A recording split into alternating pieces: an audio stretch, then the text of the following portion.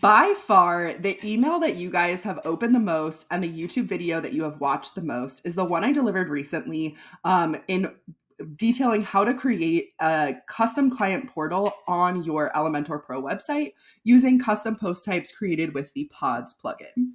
And if I had known that what you guys really wanted from me were Elementor and Elementor Pro tutorials, I would have started this months ago. I've been over here having imposter syndrome, debating whether I really have a unique perspective to add and trying to make sure that I'm not just adding noise to the world of building websites with WordPress and Elementor Pro.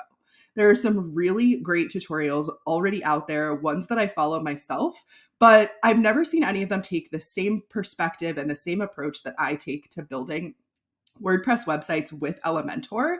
And now that I know that you guys are interested in these tutorials, you can expect a lot more of them from me. So today I'm going to be building a custom proposal, or the opportunity to build custom proposals on the back end of my own website. So the first question you might be asking is why? There are so many software out there that can send proposals. Why would I want to do this on my own website? And really, what I found is that nothing out there delivers proposals exactly like I want a proposal to be delivered to my clients. And I also have a particular way that I build my proposals. And I think it lends itself really well to creating a custom post type with custom fields on my website, so that when I have a proposal for one of my clients, I can just send a link right over to them. It makes them feel special. It's more than an email, but it's less complicated than one of the CRMs that I've tried. And I will be able to connect it directly to the contract and invoice for the project, and they'll be able to get started as soon as they want at the bottom of the proposal. So I'm doing this because it's an experiment and it's fun, and I was inspired to do so by a fellow web designer, Lindsay Crenshaw. But it's also going to be very useful in my business. And I am looking at ways to not only streamline, but to provide a better client experience for the people that I work with. And right now, what I do, which has worked really well, is I just send an email with all of this information. And I'll show you that email in a minute because we're going to be using that as a basis for the new custom proposals on my website. But I really think that I can just take it up a notch by creating these custom proposals on my website that have a little bit more flair and a little bit more sass to them. And that's me, right? Flair, sass, personality, that's my whole thing. So why should I be sending boring emails to my clients with a proposal when I could send them something that's just as effective, but a little bit more flashy in a way that I think will inspire my clients, not intimidate them? So again, I'm going to be creating custom proposals on the back end of my own website using Elementor Pro and the Pods plugin. So let's get started on what that looks like. As you can see, I'm starting right here in the back end of my WordPress dashboard, which is where I will start most of these tutorials because I need to show you how to navigate everywhere that you need to go to accomplish this. The other thing that I want to do is I want to open up my proposal. And so I'm going to type uncomfortable because this is actually a template that I built to sell last year. They're not currently for sale. Maybe I should make them for sale again. If you'd like them for sale again, please drop your email below, but you're going to get most of the details of this particular uncomfortable email here. But if you're interested in purchasing them, drop me a comment, send me an email, hello@wandersoulco.com. I'll talk about how you can get these. But this is the proposal. It is the second template in this series of 5 uncomfortable emails that you might have to send to a client. And this is what I use when I send a proposal to any new client that is thinking about working with me. So just a quick overview of what's going on here, and then we'll talk about building it on the back end of Elementor. So first up, you can see I have a little introduction, then I have a project overview, then I have a list of the project scope and deliverables.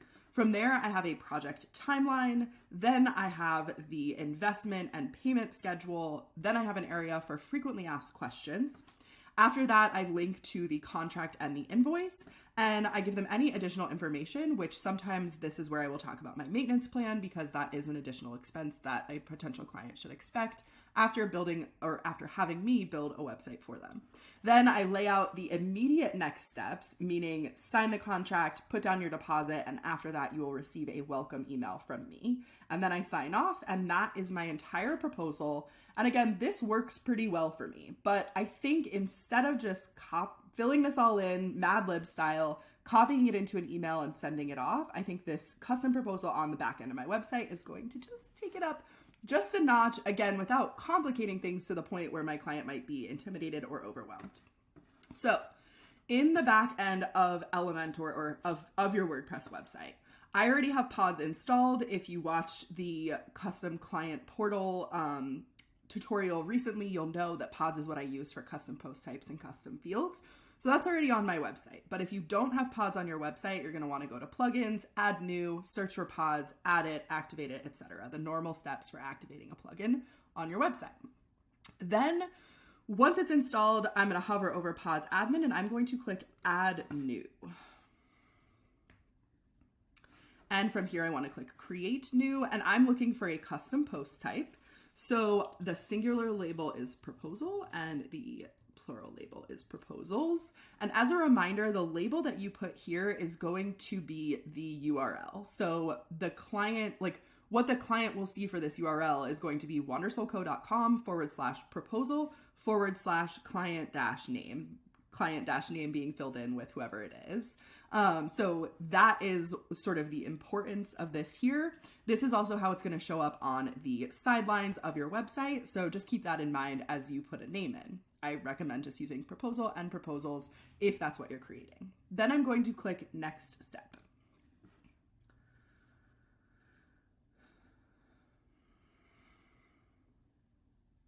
All right. So now that the pod has been created, you can see we are coming up here. We have more information available. We can start to set up the settings of this, right? So I'm going to come back to adding the fields because essentially each one of these sections is going to become a field on the proposal. But first, I want to just check a couple of other things. I don't need to do anything with labels. I'm good with all of this. I don't need to do anything in admin UI. These settings are fine.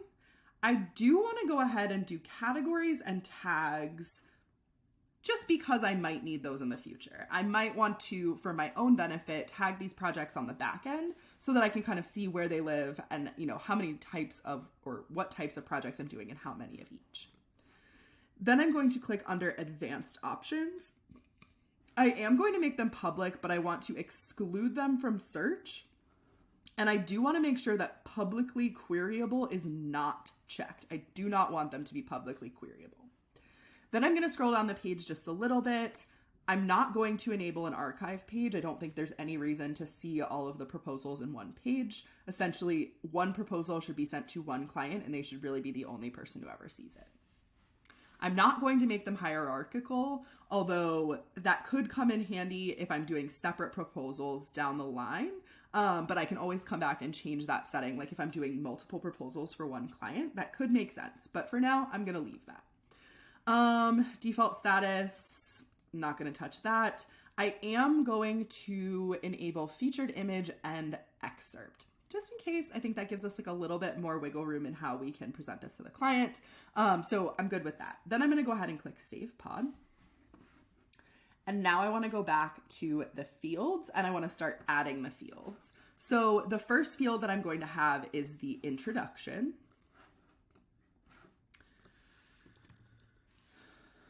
And I want this to be what you see is what you get. And that's going to give me the ability to do basically like a little bit of editing. I can make them bold, italicized, I can add line breaks, just add a little bit of styling on the back end. I think that's the right call for this introduction. I'm not going to make any of these required, but essentially they're all required for me to send out a proposal. I know that, so there's no need for me to make them required. The next field that I'm going to add is the project overview. Same thing. I am going to make this what you see is what you get, visual editor. Next up, I have the project scope and deliverables. Same thing. What you see is what you get editor. That's going to allow me to do bullet points, to like do a bullet point list. So I find that that's important here because that is how I present the deliverables to the client. After that, I'm going to put project timeline. Again, what you see is what you get is going to work well here, that visual editor. Next up, I have the investment. That can probably be plain text, but we'll go visual editor. I don't see any reason not to do the visual editor for these. Then we have frequently asked questions. I'm tempted to create the frequently asked questions within the template so that the FAQs are the same for everyone. That's what I'm going to do for now. The FAQs that I include are not always the same for everyone. Sometimes I will put specific FAQs if they've asked about something on our discovery call. But for now, let's just assume that this is all for web design projects and they have the same question. So that part is going to be built into the template and I don't need to add a custom field for it. Next up, I have the contract link. So this one, I want to make a website and I want to go to website options. I want to output it as a link and I want to open the link in a new window.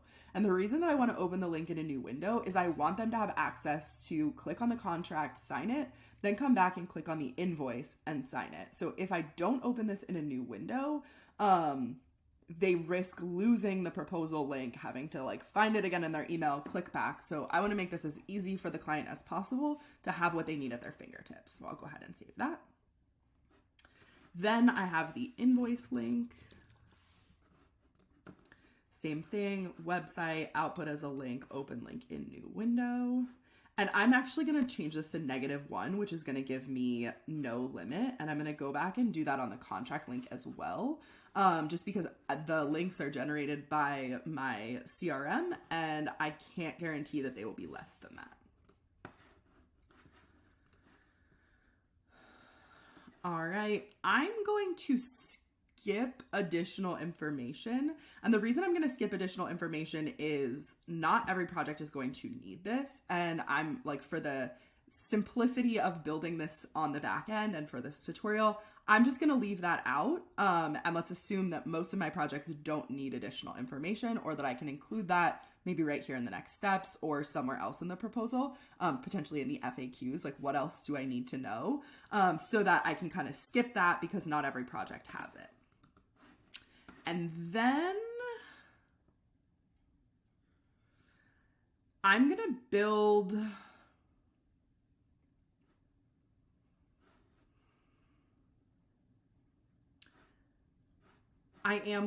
this on the back end. So I'm going to add one more field called next steps. And this one, like, I do like to customize the end of the proposal because it makes it feel like I'm speaking directly to them. I don't want it to feel just like random. So I was kind of debating in my head, why I stopped there for just a moment. I was debating in my head whether this was something that I could just build into the template itself or if I needed it to be customized for each individual proposal. And I think customized for the individual proposals makes more sense so that I'm touching on their pain points and goals again at the end of the proposal.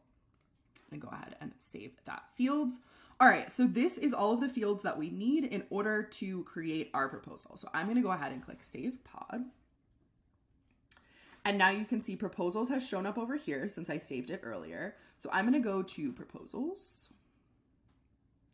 and I'm going to click add new. And I'm just going to use website Ipsum for this. If you're not familiar with website Ipsum, you should be. I use it all the time. It's just sort of like an upgrade to Lorem Ipsum so that your clients don't come back to you and say, why is there Greek on my website? Lorem Ipsum is not Greek. It's not a language at all. But this is just a little bit more, like this makes a little bit more sense to people sometimes.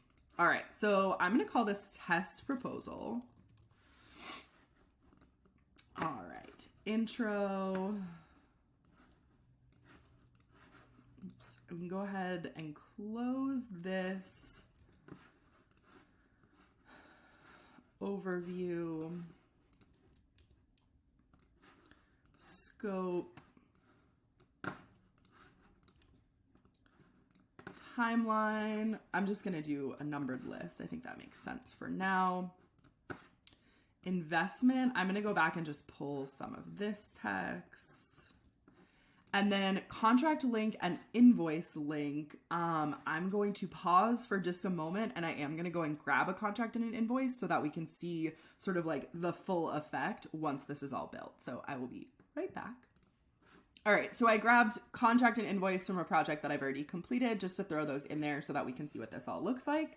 And then I'm also going to throw some text in the bottom here for next steps. All right, then I'm going to go ahead and publish this. And right now it's really not going to look like much because I'll show you what it looks like. And then we're going to pull all this into a template. Not even sure what this will look like. See, it doesn't even know to pull any of that information in because I haven't set the template up to work with this custom post type, but that's what we're going to do now. So I'm going to close out of this. So we have a test proposal. And the reason that I create a test proposal before going to create the template is this gives me sort of like a basis to work off of for the design. A lot of web designers say that copy comes before design. I do find that it's more helpful to have some sort of copy to put in the website. So let's go now to the WordPress dashboard, and I'm going to create a template in the theme builder.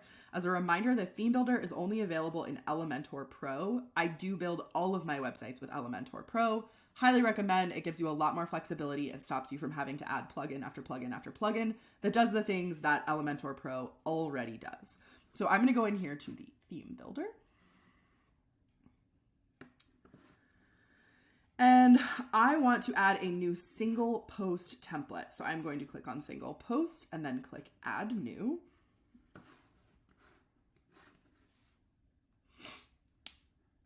And I don't need anything from here. I don't need to use any of their templates. So I'm going to click out of this. And I'm also going to click out of the navigator. If that opens up, just go ahead and click out of it. I don't need the navigator right now. All right, so from here, I want to go to settings and I want to rename this to proposal template. And then I want to go to preview settings and I want to preview it with a proposal. There's only one proposal right now. So we'll get test proposal and I'll click apply and preview.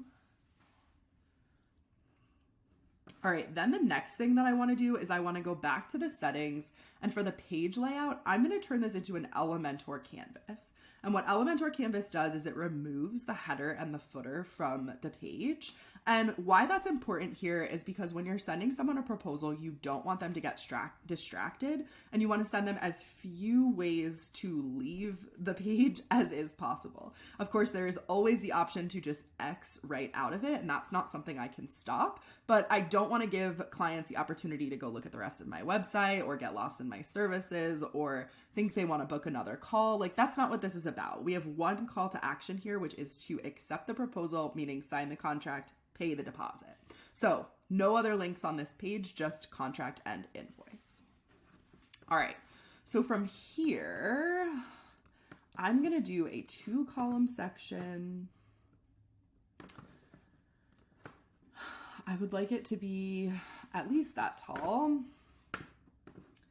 And I would like to put an image on one side. Oops, not the featured image. I don't know why I did that. We'll grab an image and I'm just going to go find an image that I like here. These are some of my favorite images. So I'll choose that one. I love that one. I also want to go ahead and remove the padding here so that it fills the whole space. And I'm going to go up to this container and let's just add, I do some standard padding there. Then I'm going to come over to this side, and on the right side of the screen, I'm going to drag in a text editor. Again, I'm going to remove the padding of this section, but I'm going to put a little bit of extra padding on the left-hand side just to give ourselves some breathing room here. And maybe I'll do that over here too. There we go. That's nice. And in this one, I want to work with the dynamic tags to pull in the introduction to my proposal. So from here, I'm going to click on dynamic tags, scroll down to the bottom, choose pods field. Then I need to click on pods field and it will give me the settings. So this is going to give me all of the options that I can choose to pull information in here. So I'm going to click intro because I'm pulling in the introduction. And as you can see, this is pulling in the introduction for me. So we are good to go here. I don't need to do anything with the advanced settings. Now again, this is test proposal and it's not going to be completely styled out. You have a lot of flexibility with what you do in the back end of Elementor Pro, but I'm realizing this isn't a whole lot of text, right? So maybe I actually want this image to be a square instead of a fully vertical image. So I'm going to choose this one. That's looking a little bit better. I'm going to remove the minimum height because I don't like that anymore. And I'm going to center this vertically. There we go. And let's also add a heading called introduction. I have my global styles set up over here. I'm gonna make that a little bit smaller. That looks like a much better size to me. So I'm just gonna go ahead and click publish, doesn't really matter. And I'm going to choose the display condition for all proposals. And I'm going to click save and close. All right, so the next section that I have, and just kind of going back to my proposal here, the next section that I have is the project overview. So I'm going to duplicate this section and I'm going to use the Flexbox setting to reverse it. Now, when I do that, I also need to reverse the padding so that it remains on the correct sides, because literally reversing the box makes this padding show up out here and this padding show up out here, when in reality I want it in the middle, right? So next up, we're going to do project overview. Change that pods field. I want to choose overview. All right, and let's just choose another image. Let's see what else I got here. Love it. All right, and let's go ahead and change the background color of this one. And change. There we go. But now this is like a little bit off, right? Like I don't necessarily want this to be all the way up on the side. So let's go ahead and add a little bit more padding here. And similarly up here, because we changed the padding down there, I'm going to go ahead and change the padding here. Just kind of fill out the space a little bit better, right? Okay. Next up, we have our project scope and deliverables. So I'm going to pull that in next. And I'm just going to keep duplicating these.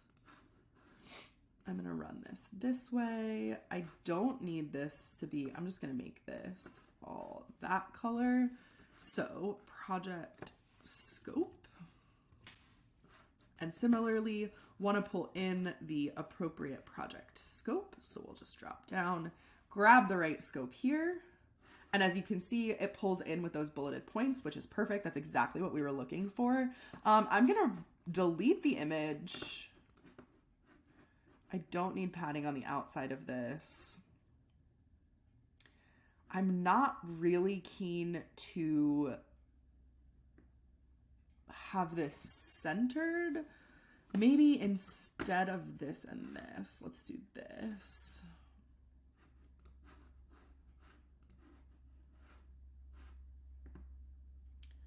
That's interesting. It's like not filling out the whole space. That'll work. And let's actually center this one. So we're going to delete this. Make this one full width and give it a little bit more padding all the way around. And then I'm just going to center it. No, maybe I'm not. So centering text, this is something that I have to get over. Centering text it can seem really like almost cathartic to center everything. It feels like that's how it should be sometimes, but reading centered text is not actually the best way for people to like appropriately digest information. So I am going to leave that, I'm going to leave it left aligned, and I think that'll work nicely. All right, so then the project scope goes in here. So we've got the project scope, good to go. Next up, we have the project timeline. So again, I'm just going to reverse this, change the photo.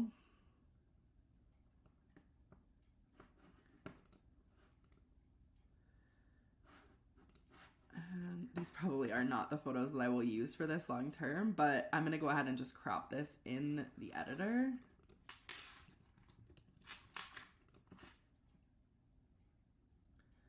All right, perfect. And now we want this to be the project timeline. Go ahead and choose this, choose the correct pods field, which is the timeline. All right, this is looking pretty good so far. And remember, you can design this however you want. You can put as much or as little personality in this as you want, but I think that it's important to like continue to remind your clients of who you are and how you're going to help them in this proposal. So part of what makes me me is my smiley, bubbly personality, the fact that I'm full of personality, I have a lot to say, I'm full of life, and so I want my proposal to accurately portray that as well. So the next thing that we are looking at is the investment. So for the investment, let's do another section like this. I'm just going to go ahead and copy it and paste it down here. And I could see you using some like cute little icons here. Like I think there's a lot of room for personalization, but just showing you the basics of how you can put this all together. So now that I've got the investment, let's go ahead and choose the correct field here. So that's the investment. All right. And like I would say there should be a number that is bolded here. And I didn't add that to the back end, but let's go ahead and do something like this. All right, you may have just noticed a jump in the tutorial. I had some technical difficulties with the last little bit of this video, but I wanted to make sure I came in and finished it up so that I could get this out to you guys today. So here we are looking at the investment, and in between the technical difficulties, I added one more field to the back end of one more custom field to the back end of the proposal template called total investment. And I did that because I feel like it's important to actually pull out the number here. I'm just going to style this like an H4. And I want to pull in that total investment number. So I'm going to go to the pods field. I'm going to choose total investment, which you'll see I've put as $5,000. And then I'm going to go to advanced, and I want to add just a little bit of information ahead of this, right? So I'm just going to put total investment : space, and that's going to give me that nice formatting there. So let's go ahead and update that. I also want to change the background of this since we've used the terracotta color up here. Let's go ahead and use the green color here. Next up, I have the frequently asked questions section. And again, this is going to remain the same as part of the template. I decided not to do frequently asked questions within the client proposal, or like within the post, but it will be on the page included within the template. And I only really ever have one or two proposals out at once. So if I needed to add or remove a frequently asked question, I could do that on a per client basis based off of something that they've asked me in our discovery call. So for this, I'm just going to duplicate this section. I'm going to change the background color to a light background color, change this to frequently asked questions. And I'm going to delete this, and I'm going to delete this, and then I want to add the toggle widget. The toggle widget is one of my favorites. They will all be closed when someone gets here, and then they have the opportunity to open them up. Whereas with the accordion widget, one is open automatically upon entering the page. And I think this just looks a little cleaner. So I will add a few FAQs here. Are there any other I need to account for? Do you help with hosting and domains?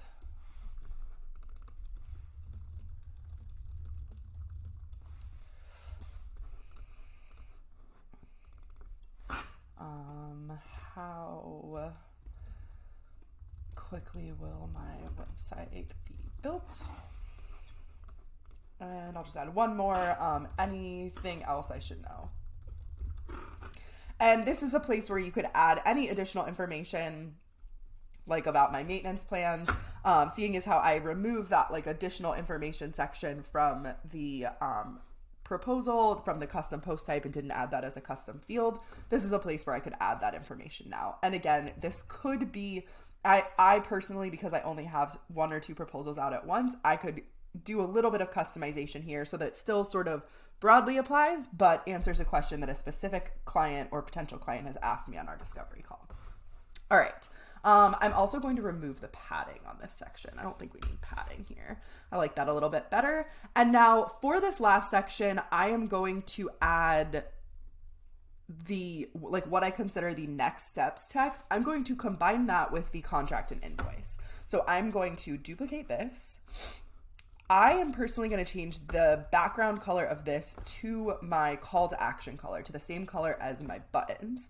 And I'm doing that because if someone has previously visited my website, I have trained them in even the slightest ways that this blue color means that there is something to do here. This is what all of my call to actions look like. So once they see this section, they should know. It's sort of just like a little psychological cue, like, oh, here's where I do the thing that I'm supposed to do on this page. So I'm going to do take my money. And in this section, I want to add the text for the next steps. I'm going to delete this total investment section, and I'm going to add a container into which I can place 2 buttons. So I'm going to remove the padding on this. I'm going to make it horizontal and centered. Then I'm going to add a button. And I want to do contract, or maybe I'll do sign the contract. So it's like actually an action. And I'm going to choose the dynamic tag of pod's URL field and put the contract link from the proposal. And I want to change up the styling on this just a little bit. I'd like to make the text a little bit bigger. Maybe that's a little too big. More like that. I think that looks good. I'm going to duplicate that button. I'd like to add just a little bit more space in between the 2 of these. And let's make this one pay your deposit. And I will change this one to invoice link. And from here, I'm going to center this too. Again, I'm not a huge fan of centering everything, or I'm too big of a fan of centering everything. So I'm trying really hard to break out of that habit because it's not actually good design. But I think that this makes sense. So now I have this proposal, and let's just go ahead and preview it. And I'm not showing you how to optimize this for mobile. That's sort of another conversation, is how to best optimize a website or a web page or a section or a widget for mobile. So I will save that for another tutorial, but just know that number one, mine's going to look pretty okay on mobile because I've set my site up that it should look okay without having to do too much tweaking. But also there's sort of like certain principles you can follow to make sure that it's mobile optimized. And again, another conversation. Oops. So now we have this proposal, introduction, project overview, project scope, project timeline, investment, but pulling out that total investment so they can see exactly what they're getting into. I've got a bunch of frequently asked questions here, and I could even see doing 2 sections of frequently asked questions so that they were sort of, 8 questions side by side that might fill out the space a little bit better. And then I have the section, the call to action section, take my money, and they're going to click these buttons. And one more step that I do need to follow, if you notice, that did not open up in a new tab. So over here on the template, I want to make sure that this is checked to open in a new window. And now let's go look at that. Do a little refresh here.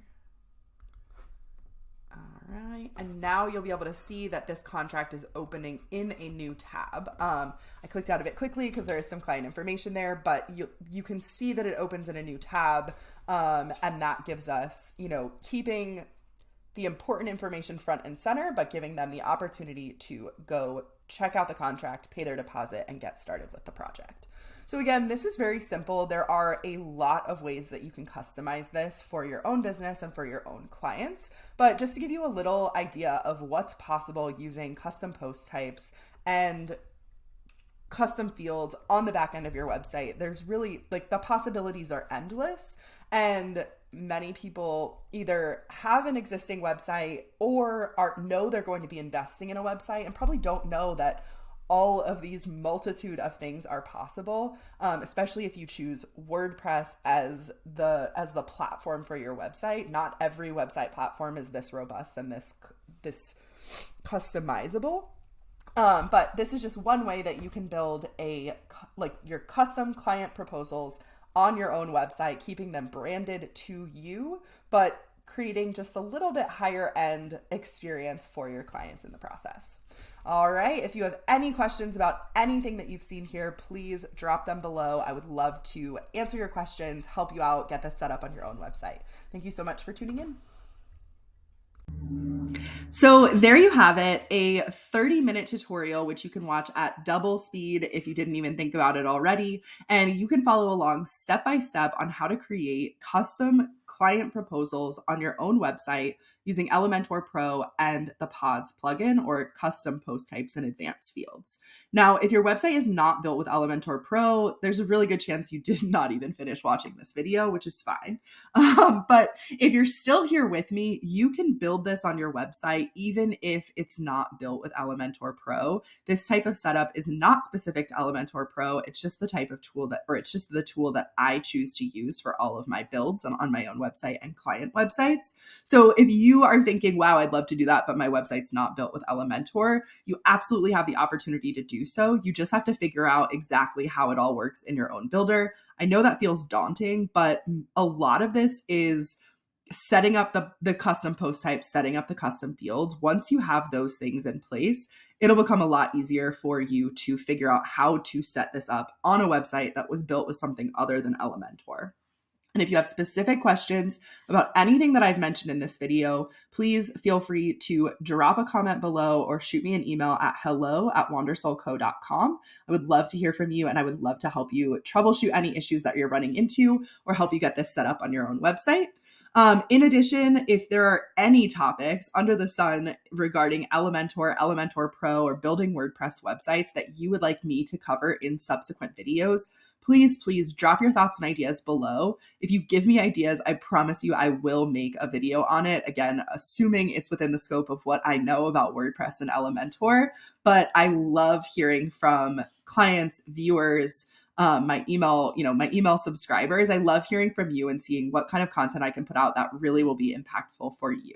So again, drop your comments, shoot me an email, and I will continue to put out new tutorials regarding Elementor Pro. I also have some exciting things coming in the new year that are going to be regarding Elementor Pro and kind of adding my perspective to the space of Elementor templates, tutorials, those types of things. So keep your eyes peeled, keep tuning in for these videos, and thank you as always for being here.